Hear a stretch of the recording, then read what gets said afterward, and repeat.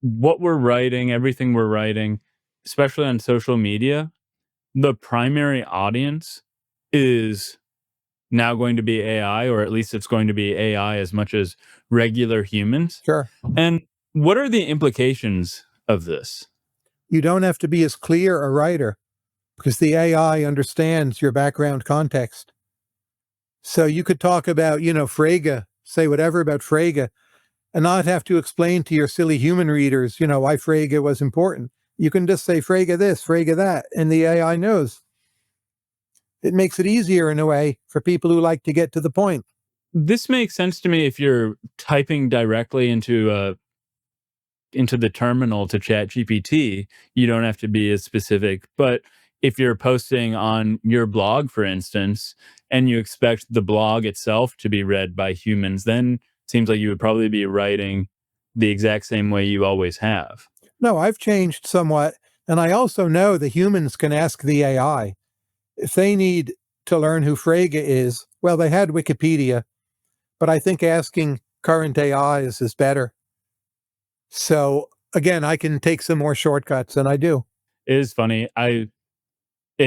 Because law school is starting and I know that my life is going to be kind of over for a couple of years, I've been reading a lot of books I've wanted to read, and I'm reading The Sound and the Fury right now. Great. And today I had to like copy a bunch of passages and put them into ChatGPT because I had no idea what was going on. And I wanted to say, nobody's going to put your words into ChatGPT and ask what this means, where I'm already doing it today. So, and people email me all the time, like, "Oh, Tyler, you wrote this. I put it into ChatGPT. Here's what it said. What do you think?"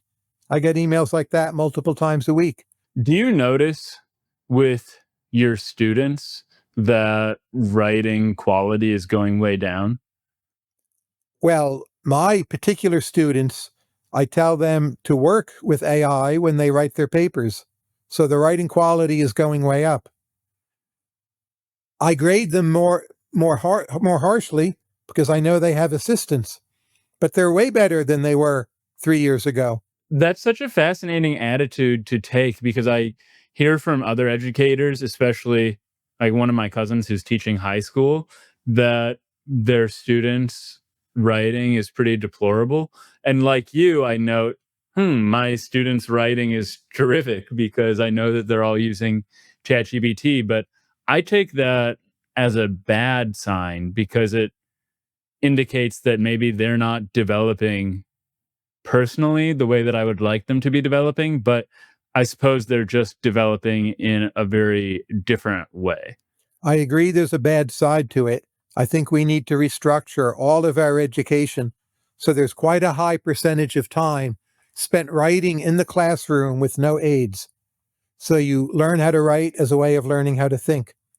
We don't really do that. We focus on assignments. And I think that utterly has to end. There should be writing on your own. We should like 5x that more. And then writing with GPT, we should teach that too.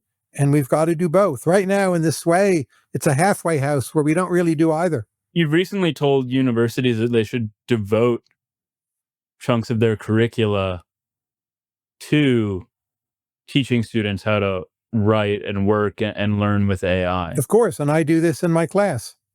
It's one reason why I feel I'm still adding value. How do you do it? I teach them prompting. I teach them strengths and weaknesses of different models. I teach them when hallucinations are most likely. I teach them how to stay current on a sector that, as you know, changes very rapidly. I just teach them, different tricks. What's very funny to me is that this is so clearly highly valuable. Yeah. And I've never considered doing it, and nobody has ever suggested that I do it.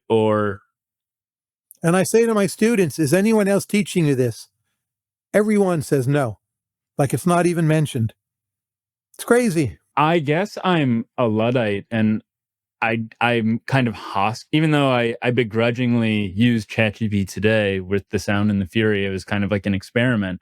But I feel this hostility toward AI.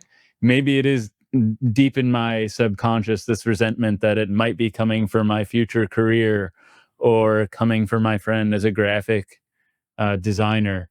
But I do see how willfully ignoring it and not trying to learn how to work with it could be, in the long term, very detrimental, like an ostrich sticking their head in the sand. And Average is over, like I said, right? What side of the distribution do you want to be on?